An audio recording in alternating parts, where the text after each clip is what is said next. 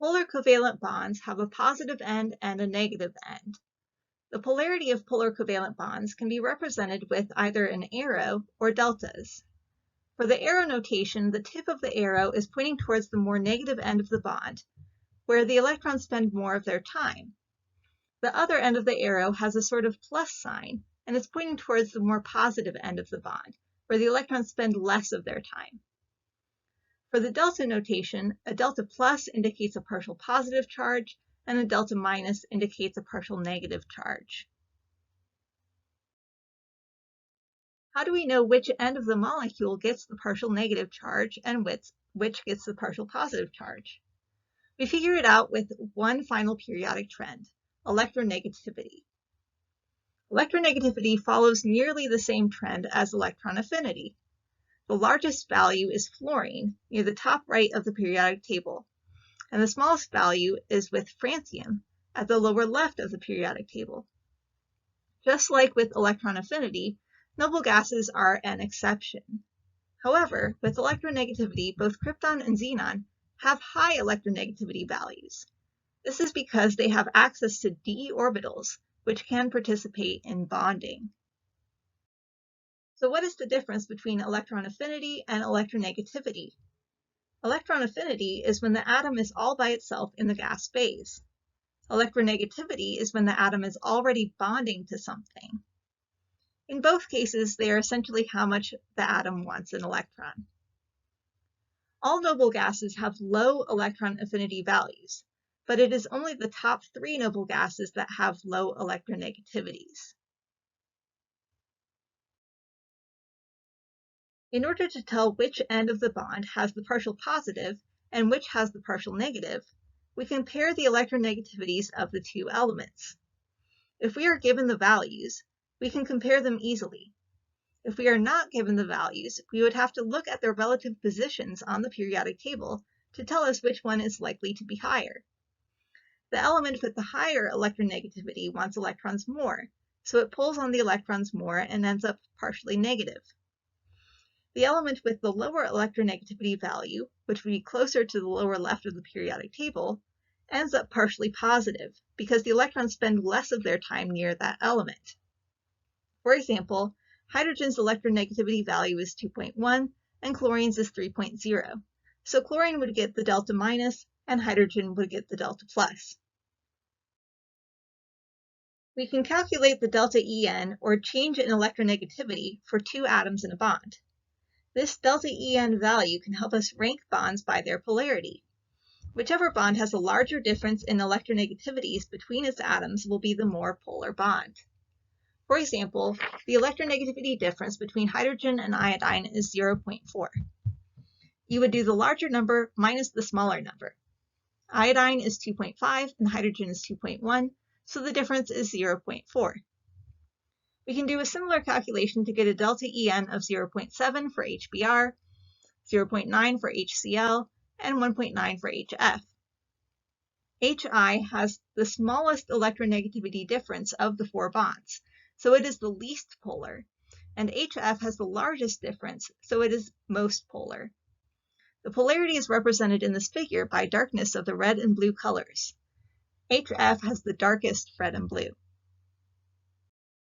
In this example, you are asked to rank 6 different bonds in order of increasing polarity, and to tell which end is the partial positive and which end is the partial negative end of the bond. You are given the electronegativity values of the relevant elements. Carbon is 2.5 and hydrogen is 2.1, so the CH bond has a delta En of 0.4. Nitrogen is 3.0 and carbon is 2.5, so the CN bond has a delta En of 0.5. Oxygen is 3.5 and carbon is 2.5, so the CO bond has a delta En of 1.0. Nitrogen is 3.0 and hydrogen is 2.5, so the NH bond has a delta En of 0.9. Oxygen is 3.5 and hydrogen is 2.1, so the OH bond has a delta En of 1.4. Finally, sulfur is 2.5 and hydrogen is 2.1, so the SH bond has a delta En of 0.4. Based on those delta En values, we can rank the bonds from lowest polarity with the lowest delta En value to highest polarity with the highest delta En value. In the CH bond, carbon has the higher value, so it gets the delta minus. In the SH bond, sulfur has the higher value, so it gets the delta minus. In the CN bond, nitrogen has the higher value, so nitrogen gets the delta minus. In the NH bond, nitrogen has the higher value, so nitrogen gets the delta minus. In the CO bond, oxygen has the higher value, so oxygen gets the delta minus.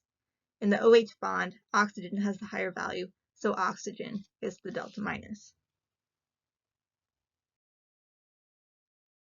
We can divide bonds into our three categories based on where the elements are on the periodic table.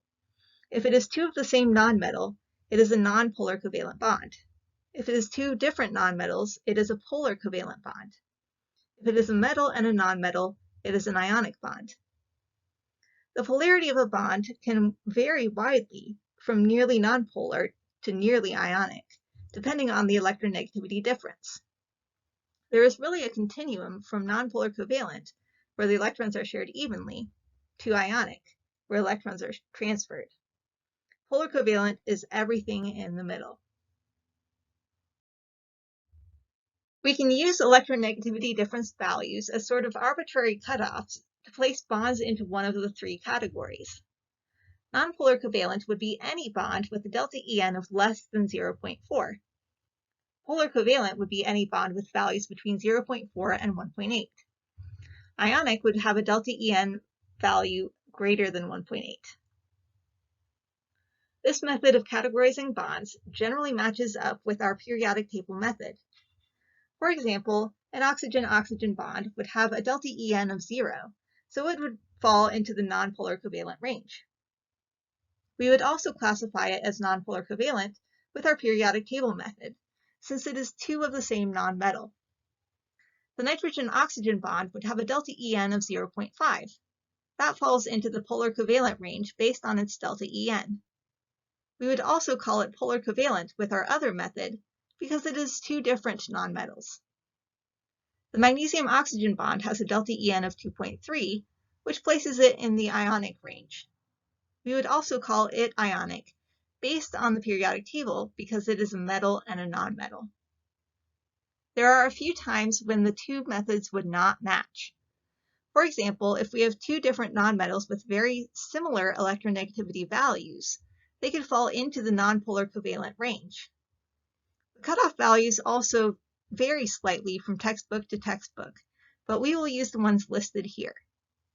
Basically, if I give you the electronegativity values, you should use the delta En to place the bond into one of these categories. If I don't give you the electronegativity values, you should use the periodic table method.